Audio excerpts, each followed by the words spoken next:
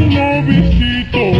Ay, mamacita, yo tengo ganas de conseguirme un noviecito que sea bonito, que sea formal, que tenga plata para gastar, que sea bonito, que sea formal, que tenga plata para gastar, que me lleve al matiné, que me invite a tomar el té, que me lleve al matiné, que me invite a tomar el té, que no sea como Jorgito, porque habla muy delgadito, ni tampoco como Vicente, porque toma mucho aguardiente.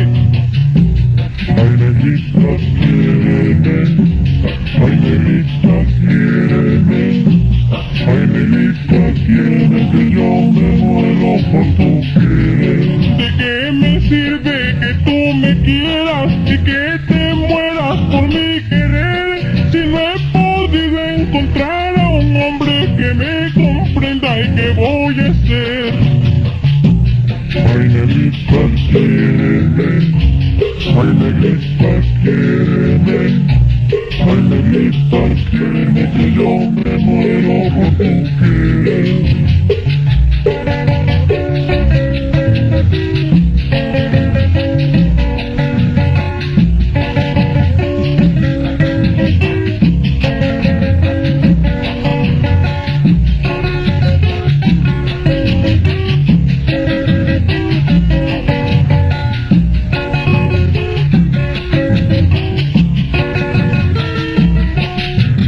Por ahí dicen toda la gente que soy la niña más exigente, y porque ando buscando un novio con un sueldo de presidente.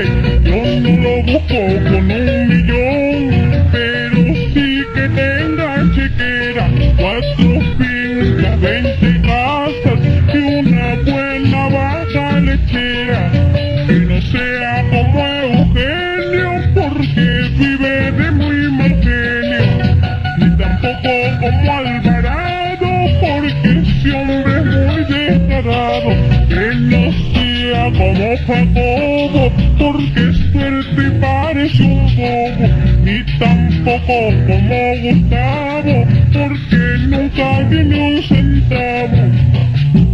Ay, negrita, quiéreme, ay, negrita, quiéreme, ay, negrita, quiéreme, que yo me muero por tu querer.